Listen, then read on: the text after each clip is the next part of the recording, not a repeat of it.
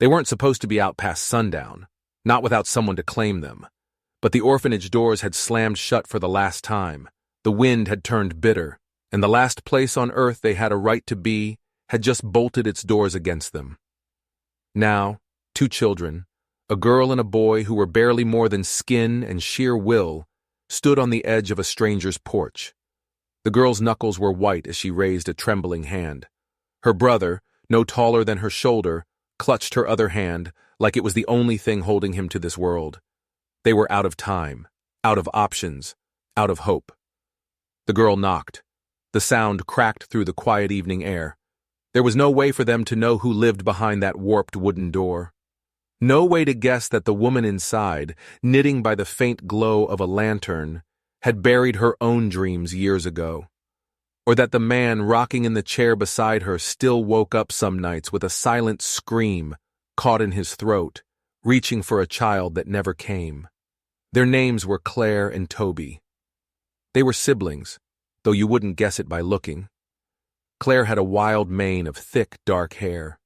Toby was pale, freckled, and so thin he looked like a strong gust of wind could carry him away. But the way they held on to each other, with a desperate fierceness, was a bond stronger than blood. Now they just stood there, exposed to the world, the girl's eyes flickering toward the warm light inside. Was it a haven? Or was it just another trap? The door opened with a weary groan, the sound of wood that hadn't expected visitors in a long, long time. A woman appeared. Ruth Keller. Her gray hair was pinned back with a careful hand, her lips were a thin line, and her eyes held the color of a cold winter rain. Behind her, her husband Walter leaned forward in his rocker, his movements stiff and slow from the kind of pain that settles deep in the bones and never truly leaves. Neither of them said a word at first. They just looked. At the 2 children shivering on their porch, at the darkness that surrounded them, at the cruel world that had clearly spit them out. Ruth saw the smudge of dirt on Claire's cheek. She saw the torn hem of her thin dress. She saw the way Toby leaned against his sister, as if his own legs had given up. But it was the girl's eyes that told the real story. They were clear, glassy, and filled with the resignation of someone who was already expecting the word no. But that's not what she said. "Come in," Ruth heard herself say, the words leaving her mouth before her mind had even agreed to them. She stepped back, opening the door wider. Claire blinked, as if the words were a foreign language she didn't quite understand. We don't need food," she stammered, her voice raspy. "We just need somewhere that isn't so cold." From his chair, Walter grunted, a low rumble in his chest. "You'll eat something." They crossed the threshold like 2 little ghosts, unsure if they were truly welcome among the living. The warmth of the small house hit them, and Claire gripped Toby's hand even tighter. The air smelled of old wool, of cinnamon, and something else, something faintly medicinal. Ruth guided them toward the fire, but she was careful not to touch them. She knew that some instincts, like trusting the touch of an adult, don't survive long in children like these. For the first hour, Toby didn't speak. Not a single word. He just sat curled against his sister's side, his wide eyes fixed on the flickering flames, as if he were watching a world he no longer belonged to. Claire answered the questions when they were asked, but her answers were short, guarded.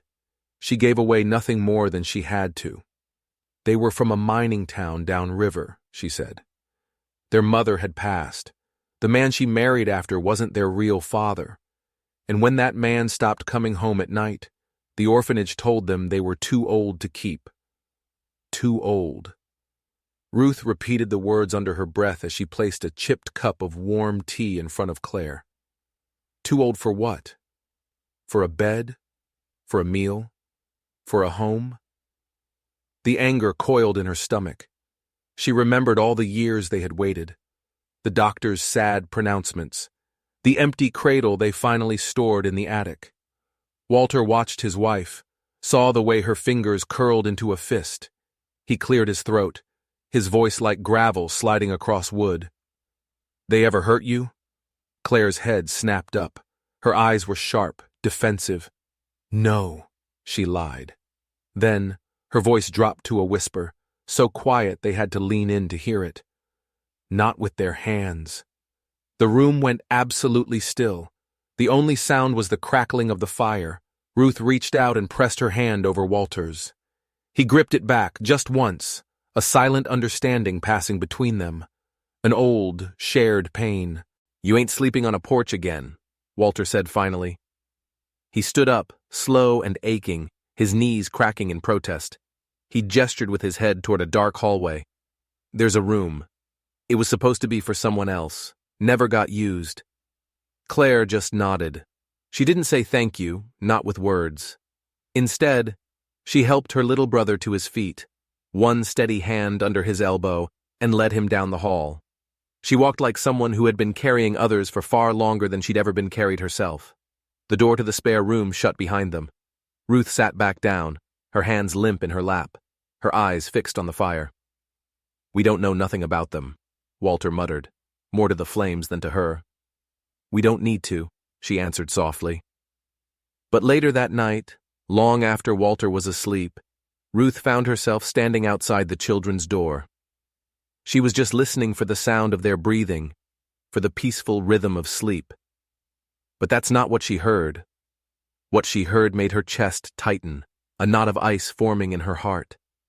It was Claire, whispering a lullaby in the dark. The same lullaby Ruth's own mother had sung to her. But the words broke off halfway through, choked by a sound that wasn't a word at all. It was the sound of a sob, swallowed down before it could fully form. Ruth stood there, her hand pressed against the doorframe, feeling something shift deep in her soul. A feeling she thought had died years ago. It could have ended there. A quiet act of kindness. A warm bed for a night, maybe a few days, before the children moved on. A small, good deed in a world full of bad ones. But the next morning, everything changed. It started with the sound of a chair scraping across the kitchen floor. Ruth walked in to find Claire already awake, her sleeves rolled up, her eyes scanning the contents of the pantry as if she owned the place. Toby was still asleep, curled into a tight ball on the mattress, as if he didn't trust even his dreams to be kind. "You cook?" Ruth asked, startled. Claire just shrugged, not looking away from the shelves. "Better than most of the girls at the orphanage. They made me work in the kitchen, said if I worked hard enough, maybe I'd get to stay." Her voice was flat, without a trace of self-pity. "I didn't." She found oats, a splash of milk, and a softening apple. She moved with the quiet efficiency of someone twice her age. There was a seriousness in her eyes that didn't belong on a child's face. Ruth just stood back and let her work, a strange feeling stirring in her chest.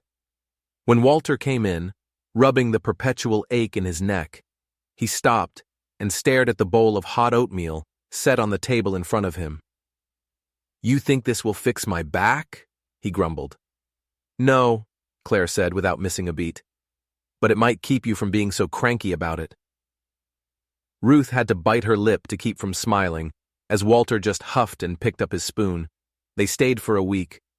Ruth told herself it was temporary, just until they could find a proper place for them, maybe track down a distant cousin or an old neighbor from their town. But the truth was much simpler and much more terrifying. The truth was, she couldn't imagine the house being quiet again. Claire, as sharp and guarded as she was, had started to thaw. Just a little.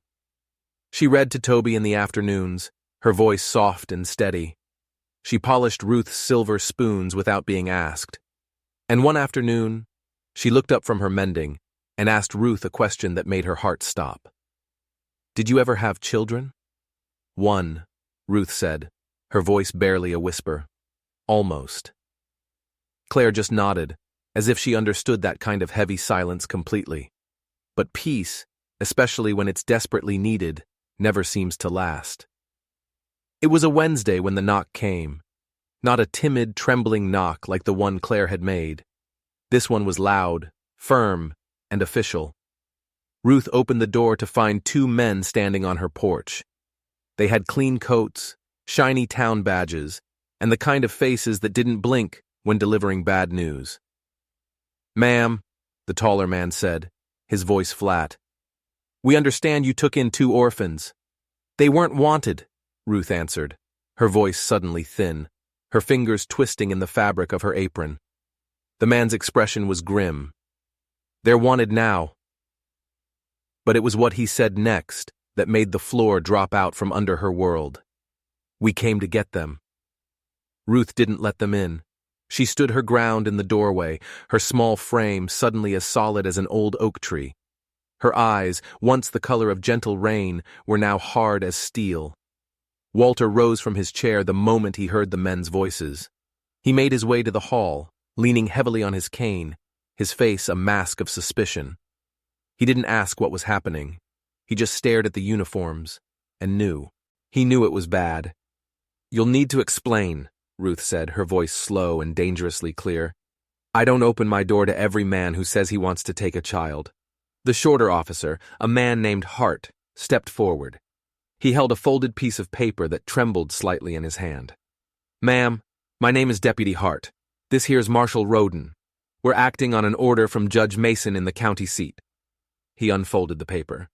"A man by the name of Larrick has filed for custody, says they're his." At the top of the stairs, 2 small figures appeared.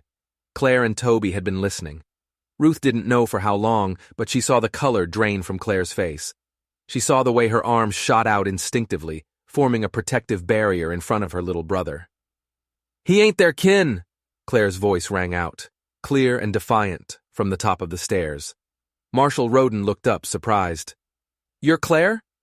She gave a single sharp nod. "The man says he was married to your ma," Roden continued, his voice echoing in the tense silence.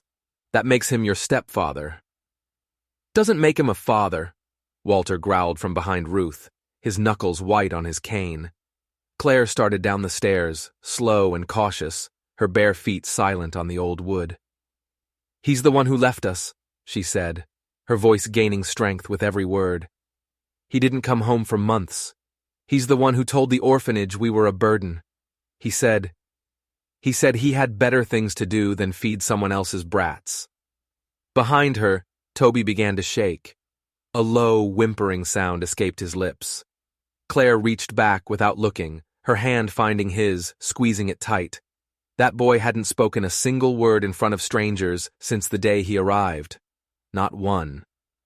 Deputy Hart looked uncomfortable. Regardless of what he might have said, he's filed under the law. He has papers. The judge didn't ask about his character. He just looked at the marriage certificate and the absence of any other legal claims. Walter took a shuffling step forward, leaning heavily on his cane. His eyes were burning holes in the 2 lawmen. "What if there is another claim?" Marshal Roden frowned. "Are you planning to adopt them, sir?" "I'm planning on keeping them safe." "That ain't the same thing in the eyes of the law," Roden said, his voice flat and final. The next hour was a blur of tight, painful circles. Ruth argued until her voice was raw. Walter added his gruff weight to her words, but it was like throwing stones against a fortress. The law was the law. The judge's order, they explained, was temporary. It was just to place the children back in legal custody while the state evaluated the situation. But all Ruth could hear was the ticking clock, counting down the seconds until Claire and Toby were ripped away from them. Finally, Marshal Roden stood up. His face was set like stone. "We'll give you an hour," he said. "Pack their things. Make it clean." When the men stepped outside to wait by their horses, Ruth closed the door softly. She just stood there with her back against it, her eyes closed. When she opened them, she saw Claire holding Toby so tight, it looked like she was trying to fold him into her own body, to hide him from the world. "I'm not going," Claire said, her voice a fierce, low whisper. Ruth walked over and knelt in front of her, the old floorboards creaking under her weight. "You might not have a choice, sweetheart." "He doesn't care about us," Claire whispered, her eyes wide with a terror that went beyond just fear. "He's only doing this to get the farm back, our mother's farm. The money. That's all he wants. Her voice dropped even lower. "He'll hurt us if we go with him." Ruth's chest tightened. It felt like a band of iron was squeezing her heart. "Then you're not going anywhere alone." But Walter had already disappeared. Ruth found him minutes later in the dusty old shed, pulling down a wooden box they hadn't touched in years. Inside, nestled amongst dried leaves and forgotten memories, were documents, birth certificates, and a stack of yellowed, creased forms, the adoption papers they had filled out, full of hope, all those years ago. The papers for the child that never came. He handed them to Ruth, his hand shaking. "We finish what we started," he said, his voice thick with emotion. "We make them ours." The wagon ride to the county seat the next morning was silent and tense. Ruth drove, her knuckles white on the reins. Claire sat beside her, staring straight ahead, her face a pale, determined mask. Walter had stayed behind with Toby, a silent guardian watching over what little was left of their fragile peace. They waited in the dusty hall outside the judge's chambers for nearly 2 hours before a clerk finally spoke to them. "I'm sorry," the woman said, not looking up from the petition Ruth had slammed down on her desk. "But custody has already been temporarily transferred to Mr. Larrick. It's in review, yes, but until there's a hearing, there's nothing I can do." "I want to file my own petition," Ruth interrupted, her voice dangerously calm. She laid the old yellowed adoption forms on the counter. The clerk finally looked up, blinking. "Ma'am, I have a child sitting right beside me," Ruth said, her voice sharp as broken glass. "And I'm not leaving this building without filing these papers. If that man gets a hearing, then I get a hearing." The clerk hesitated, then sighed. I suppose I can give you a date." "When?" 3 weeks. 3 weeks. Claire's shoulders slumped. It felt like a lifetime. It was too long, far too long. But Ruth leaned over and whispered in her ear, her voice a fierce promise. "Now we know what we're working toward. You just hold on." But they didn't even make it to the end of the day. As they were leaving the courthouse, just past the tall stone pillars, a man stepped out from the shadows. He was leaning against a wagon, his hat pulled low, a half smile on his face that didn't come anywhere near his cold, dead eyes. Claire froze. Her breath hitched in her throat. It was Larrick. He didn't even look at Ruth. His eyes were locked on Claire. "Come on, girl," he said, his voice slick with false charm. "It's time to go." Claire's mouth opened, but no sound came out. She was paralyzed with fear. "She's not yours," Ruth said, stepping in front of Claire like a shield. Larrick finally looked at her, his lips twisting into a sneer. "Is that any of your business, old woman?" "It is now," Ruth snapped back. "She's under my custody," Larrick said, his smile widening. "Pending a hearing. You really going to drag her away from her own little brother just to prove a point?" Claire stared at the ground, her world spinning. Where is Toby?" she whispered. "He's fine," Larrick said, a little too quickly. "Waiting for you." But Ruth knew. She saw the lie in his eyes. A cold dread washed over her. "No," she said, her voice shaking. "He's not." They raced the wagon back to the house as fast as the old horse could carry them. Walter met them at the fence, and Ruth didn't even have to ask. She saw the answer in his pale, horrified face. Toby was gone. Claire jumped down from the wagon before it had even stopped moving, sprinting for the porch, screaming his name.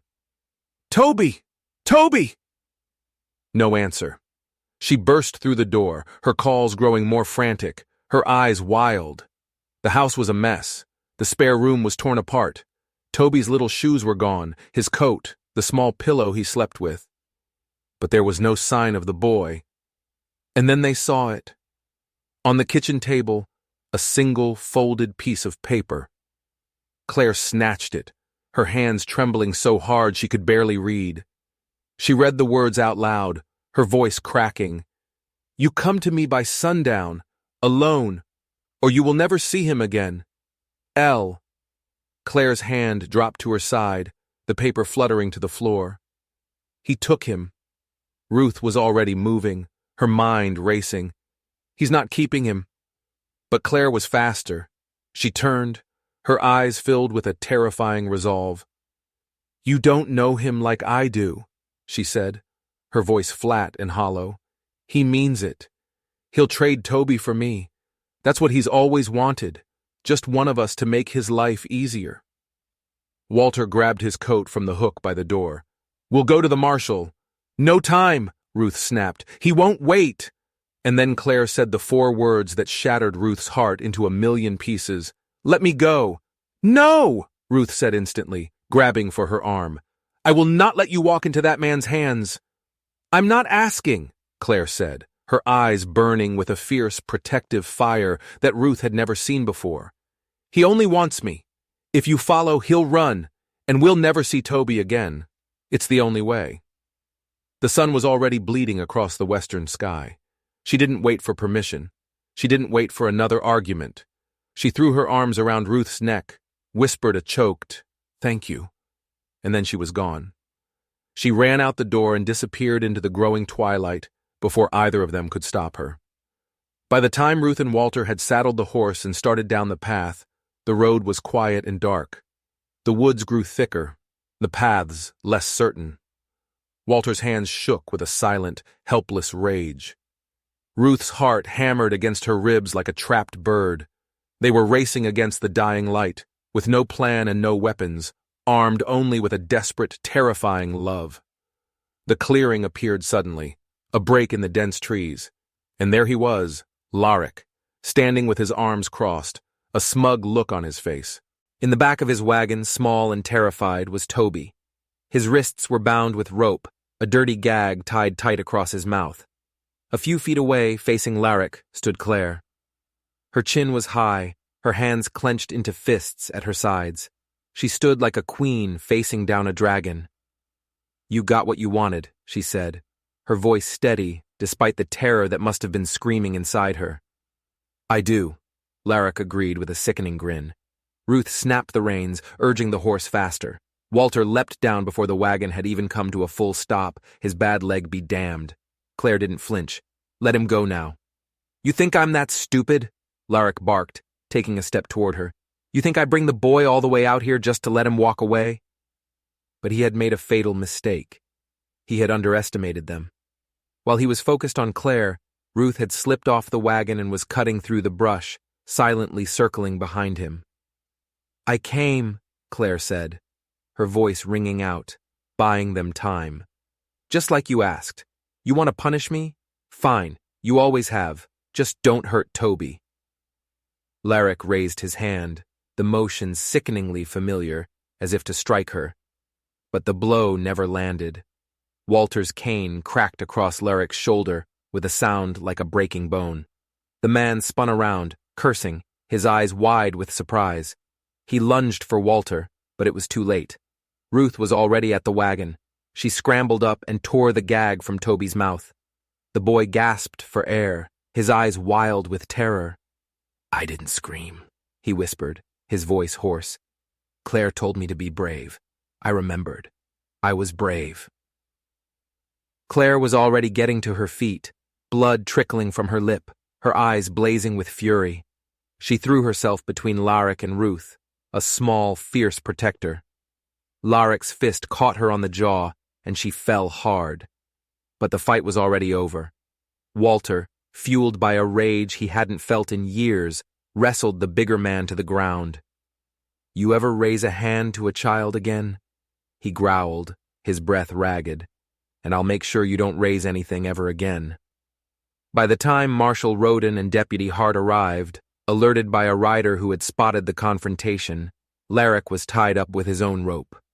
Ruth stood beside Claire, her arm wrapped tightly around the girl's shaking shoulders. Walter held Toby, who had buried his face in the old man's coat and was finally letting the tears come. The papers Ruth had filed came through faster than anyone expected. The judge himself sent a letter of apology, saying he hadn't understood the full scope of the situation. He said that custody was about more than just legality. It was about love, devotion. It was about family. By the end of the week, The names on the official records were changed. Claire and Toby Keller. The legal battle was won. They were safe. They were home.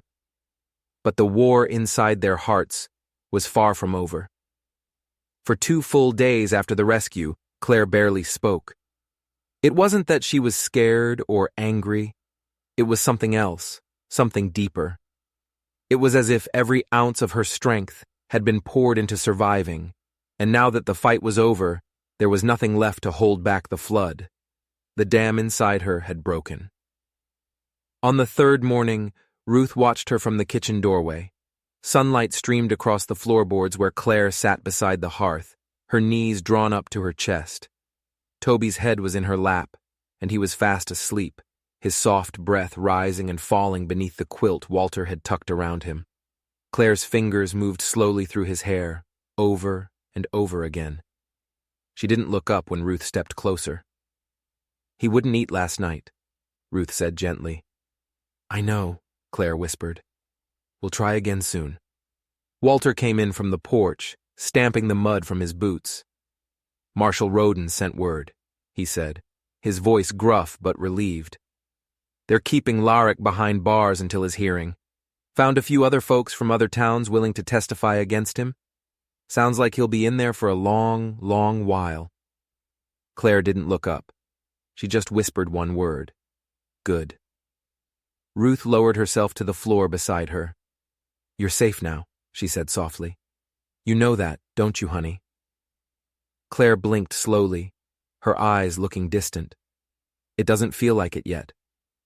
And it didn't. Ruth knew that. The body might find rest, but the heart takes longer to heal, and Claire, as strong as she had been, had carried her brother across a landscape of fear and uncertainty. The scars weren't going to vanish overnight. Healing wasn't a race. But the silence in the house began to change. It was no longer a heavy, oppressive silence. It was becoming a peaceful one. The house began to feel full again. Not loud, not yet, but alive. The sound of 4 sets of feet in the morning instead of 2. 4 plates on the table, and still not a single word from Toby. He would just sit at the table, his eyes wide and watchful, listening as Walter read from the Psalms each morning. But then, one Tuesday morning, everything shifted again. Walter was in the yard, sharpening his tools. Claire was on the porch steps, shelling peas. She dropped a wooden spoon, and it clattered down the steps. Toby, who had been sitting silently beside her, bent down, picked it up, and held it out to her. "Here," he whispered. The world stopped. Ruth, who was carrying a basin of water, nearly dropped it. Claire spun around, her eyes wide, her hands frozen in midair. Walter looked up from his work. The knife paused against the whetstone. Toby just looked at them, confused. "What?" Walter blinked, a slow smile spreading across his weathered face. "Nothing, son. It's good to hear your voice." Toby frowned. "Was I not supposed to talk?" Claire let out a choked sob and hugged him so tight he squeaked. From that day on, it was like a dam had burst for Toby too. He was still quiet, still spoke in whispers sometimes. But the words were there. A voice. A boy emerging from the shadows. And when Walter let him help in the barn one afternoon, Toby grinned. Not a small, hesitant smile. A full-blown, toothy grin. It was a sight Ruth thought she might never see. But just when it seemed like the storms had finally passed, a new cloud appeared on the horizon. One night, Ruth found Claire sitting alone on the porch, wrapped in a blanket, staring up at the stars. "It's hard to believe it's real," Claire whispered into the darkness. Ruth sat beside her. "What part, honey?" "All of it," Claire said. "The quiet. I keep waiting for something to happen, for someone to come and take us back, for a letter to arrive saying you changed your mind." Ruth's voice caught in her throat. She reached out and took Claire's small, cold hand in her own. "I have buried a lot of hope in my life, Claire," she said, her voice thick with unshed tears. "I spent years thinking God had closed certain doors for good, but the night you and Toby knocked on our door, it was like he opened a window I didn't even know was there. You didn't come here to ruin anything. You came here to bring this old house back to life. Claire's eyes shimmered in the faint moonlight. Whatever storm comes next, Ruth continued, her voice a fierce promise. You are ours now. Not just on paper, you are stitched into the fabric of this family. Claire didn't speak, but she leaned her head against Ruth's shoulder, and they sat like that for a long time under the vast, starry sky. The next morning, however, a letter arrived. It was in the mail, a sealed envelope with no return address. Ruth opened it. She read it once, then twice, her face growing pale. She called Walter to the porch and handed it to him. He read it, then folded it slowly, his jaw tight. Claire stepped outside, brushing flour from her hands. Is something wrong? Walter looked at her, his eyes full of a strange sadness. It's a letter from the orphanage, he said gently. The one you were at. What about it? It burned down, Walter said. Fire started late at night. The whole place is gone. Claire's face went white. Was anyone hurt? Ruth shook her head. They said it was empty, hadn't had children in it for weeks. She paused. But they did find something strange in the ashes. Claire stepped closer. What? They found a small wooden cross, Walter said, his voice low. Nailed to the main beam. It hadn't burned. It was like someone stuck it there, right before the fire started. The unspoken question hung in the air between them. Larrick. Was it his final, twisted act of revenge? Or was it something else? A strange, dark kind of justice? They never found out. But later that week, a man rode into town. He was a stranger, dusty from the road, and he was asking questions about 2 children, a girl with dark hair and a small, pale-eyed boy. He said he was their uncle, and he said he had come to take them home. The blacksmith smelled trouble and sent a boy running to the Keller farm. Walter arrived in town just as the man, who called himself Delton, was stepping out of the saloon. You the one who took in those kids? Delton asked, his smile not quite reaching his eyes. Walter didn't answer. He just studied the man, his gaze steady and hard. I mean no harm, Delton said, holding up his hands. I've got blood ties to their mother, just heard about what happened. Thought I'd check on them. They're not yours, Walter said flatly. Delton's smile faltered. Didn't say they were, just looking after family. Why now? Walter pressed. Like I said, I only just heard. Walter crossed his arms over his chest. What's the boy's name? Delton blinked. The smile vanished completely. The boy, he stammered. If you're kin, Walter said, his voice dangerously low, you'd know his name. The man sputtered, a flush rising in his cheeks. A small crowd was beginning to gather. Look, I don't need this, Delton muttered, backing away. You think you're doing them a favor, keeping them locked away from the world. But kids don't stay grateful forever, old man. Sooner or later they start asking questions you can't answer. And when they do, don't be surprised if they go looking for their real family. He swung himself onto his horse and kicked up a cloud of dust as he galloped out of town. Walter stood there until the dust settled, the man's poisonous words hanging in the air. Claire knew something was wrong the moment Walter walked through the door. Later that night, long after the children were asleep, she crept to the top of the stairs and listened as Walter told Ruth what the man had said. The next morning, Claire asked Ruth to walk with her to the edge of the pasture. Do you know anything about our mother? She asked, her voice small. Ruth hesitated. Only what we heard, that she brought you to the orphanage herself, and that she was crying when she left. Do you know her name? I don't, Ruth admitted. But I've written to the town hall. If they have the birth records, you'll be the first to see them. Claire stared out at the distant hills. Do you think she's still alive? I don't know, honey. I want to know, Claire said finally. But I don't want it to mean that I don't want you. Ruth placed a warm hand on her shoulder.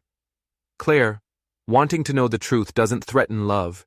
It just makes the roots grow deeper, Love isn't a pie you have to slice thinner the more people you share it with. It's a fire. The more logs you throw on, the warmer it gets. But the truth arrived sooner than any of them could have imagined. 2 days later, a letter came to the general store. It was postmarked from a town called New Canaan, and it was addressed, in careful, looping handwriting, to Claire. Her hands shook as she opened it. Her eyes scanned the lines, her lips parting in disbelief. Toby looked up from the stool where he was sitting. "What is it, Claire?" Claire's eyes filled with tears. She looked from the letter to Ruth, her face a mixture of shock and a fragile, terrifying hope. "She's alive," she whispered, her voice trembling. "Our mother. She found us." The wagon rolled out before sunrise. Claire sat beside Walter, her hands laced together so tightly her knuckles were white.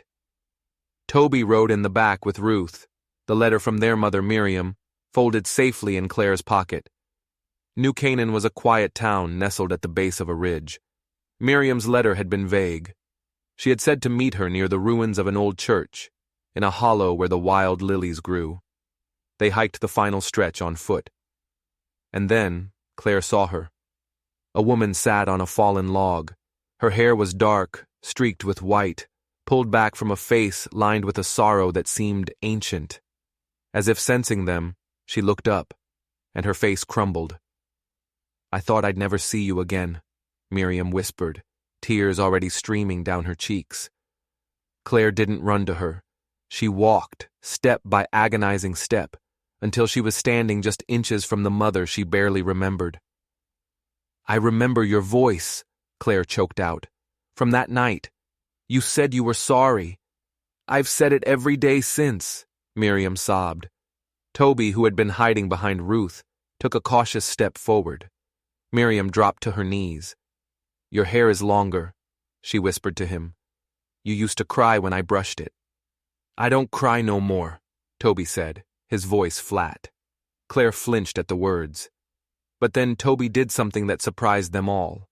He walked right up to his mother, touched her shoulder, and then wrapped his small arms around her neck. Miriam broke. She clutched him to her, rocking back and forth, sobbing for all the lost years, all the missed birthdays, all the fevers she hadn't been there to soothe. But Claire remained standing, her expression unreadable. "You left us," she said, her voice quiet but sharp. "You chose to go." Miriam looked up, her eyes pleading. "I was sick, Claire. They said I wouldn't live through the winter. I had no money, no one. I thought leaving you at the orphanage was the only way to save you." "But we weren't saved," Claire's voice cracked. "We were hurt. We were forgotten. No one came for us, for years."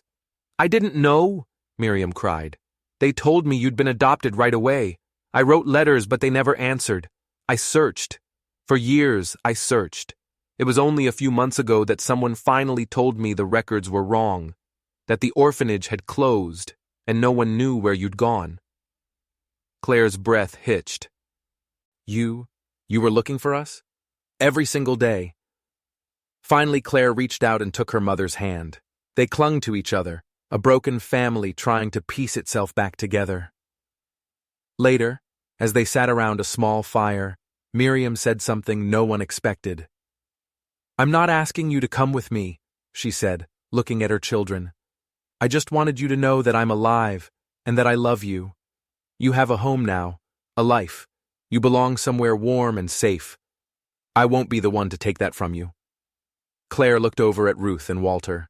She saw the fear in their eyes, the fear that this day would come, the fear that they would lose the children they had fought so hard for. She turned back to her mother. "Then would you come with us?" Miriam smiled through her tears and shook her head. "I've lived alone for too long, child. I talk to the wind and the weeds. You need someone better than me." "Ruth burns the toast sometimes," Toby offered. Claire managed a small grin. "She does." "Let me earn it," Miriam whispered. "Let me visit. Let me prove I'm not running anymore." Claire nodded slowly. "Okay." They left as the sun began to set, a fragile new thread of hope connecting them. Back in town, as they readied the wagon, Walter asked Ruth, "You think she'll come?" Ruth smiled faintly. "She'll come." And for a month she did. Letters arrived every week, full of plans and memories. But then they stopped. Claire waited by the post office. Toby watched the road. Nothing. Then another rider came to town. He carried a letter sealed with red wax. Ruth opened it, and her knees buckled. Claire caught her just before she fell. "What is it?" Claire cried, her heart pounding. Walter took the letter, his face grim. He read the words, and his shoulders slumped. "Miriam," he said, his voice thick with grief. "She's gone." Claire froze. No, we just found her." "She was sick again," Walter said softly. "The doctor said it was fast. She passed last week." He held up a small, leather-bound book that had come with the letter. "She left one more thing, a journal. She wrote in it every night after she saw you. They buried her on their own land, as she had requested. Claire planted lilies on her grave." Later that night, Claire opened the journal. On the first page, in her mother's familiar script, were the words, "If they ever find this, I hope they know. They gave me peace. I was broken, but they made me whole. My children saved me, just by being found." The first heavy snow of the year came early, blanketing the world in a thick, white silence. The grief was a quiet guest in the farmhouse, present in the way Walter hammered at things that weren't broken, and in the way Ruth's knitting needles sat still in her lap. Then, just before the Sabbath, a knock came at the door. It was a sound they knew all too well. Ruth opened it to find a girl, no older than Claire had been that first night. Her dress was too thin for the cold. Her shoes were worn through. She clutched the hand of a smaller boy whose face was smudged with soot. "Ma'am," the girl said, her voice trembling. We got kicked out of the orphanage. We ain't got nowhere to go. Can we just sleep here tonight?" Ruth blinked. The world seemed to tilt on its axis. It was happening again. Behind her, Claire stepped forward, her breath catching in her throat. It was like looking in a mirror through time. Ruth didn't hesitate. She opened the door wide. "Come in, child," she said softly. "Come in, both of you." Claire looked at the girl, her own past staring back at her. "What's your name?" she asked quietly. "I'm Junie," the girl whispered. "This here's my brother Micah." That night, after the new children were asleep by the fire, Claire sat with Ruth in the quiet darkness of the upstairs bedroom. "They were just out there," Claire whispered. "Like we were." Ruth nodded, her eyes sad. "The world is full of orphans, Claire, but not every orphan gets found." "We got found," Claire said. "Yes," Ruth said, taking Claire's hand. "And now, it's your turn to do the finding." The house adjusted. 2 more plates on the table. 2 more quiet, scared children learning the rhythms of a home. Claire became their protector, just as Ruth had been hers. She braided Junie's hair. She waited patiently for them to trust her. One night, Junie finally asked the question, "You were at the orphanage too, weren't you?" Claire nodded. "They said we weren't wanted," Junie whispered, her eyes filling with tears. Claire's jaw clenched. "They told us the same thing." "But you got out," Junie said. "Yes. Someone took us in. Ruth and Walter. They made us theirs." Junie stared at her. "They're not your real parents." "They are now," Claire said, her voice thick with a certainty that was absolute. "They chose us. That's more real than blood." The girl's eyes widened. Do you think they would choose us too?" Claire reached out and brushed a tear from the girl's cheek. "I think they already have." But the world had one more storm to throw at them. The spring thaw brought more than just melted snow. It brought a man. He was dirty, his coat tattered, and he came looking for Junie and Micah. "I'm their uncle," he said to Ruth, a crooked smile on his face. "Name's Earl. I've come to take them." They're my blood. He had papers, a birth record. It was real. Claire confronted him on the porch. You abandoned them. Junie told me. You never came back. Don't matter, Earl sneered. The law says blood wins. The sheriff confirmed their worst fears. Legally, Earl had a claim. It would take a judge, a hearing, and time they didn't have. For weeks, Earl would stop by the farm, grinning, confident he had already won. The family was plunged back into a nightmare of legal battles and uncertainty. Then one morning, Sheriff Dalton rode up to the farm. He took off his hat, his face grave. You all might want to sit down, he said. No, Claire said, her heart stopping. Just tell us. The sheriff cleared his throat. Earl, he won't be a problem anymore. What do you mean? Walter demanded.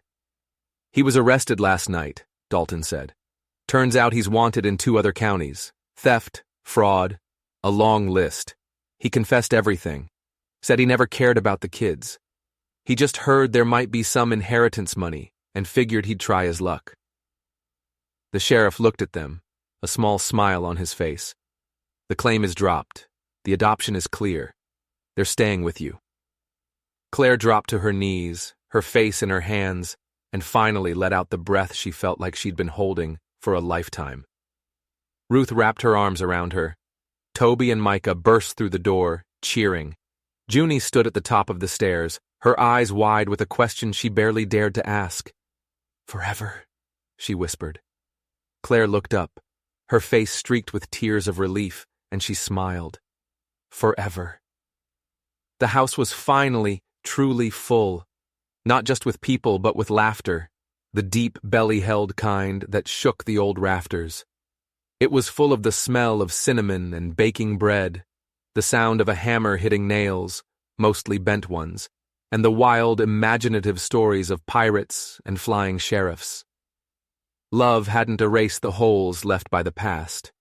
It hadn't stitched them shut. It had simply filled them with something stronger, something better. Claire started a new journal, not her mother's story, but her own. On the first page, she wrote a title, We Found Each Other. One night, as she sat in the quiet living room, she added one last sentence to the page. We weren't meant to be saved. We were meant to save each other. She closed the book and looked around at the sleeping house. The family that was never supposed to happen, forged not by blood, but by choice, by grit, and by a love that refused to be broken. They were home, and they would be, not just for now, but forever. If this story of a family forged by love and loss touched your heart, don't forget to like this video and hit that subscribe button for more tales that prove hope can be found in the most unexpected of places. And let us know in the comments, what does family mean to you?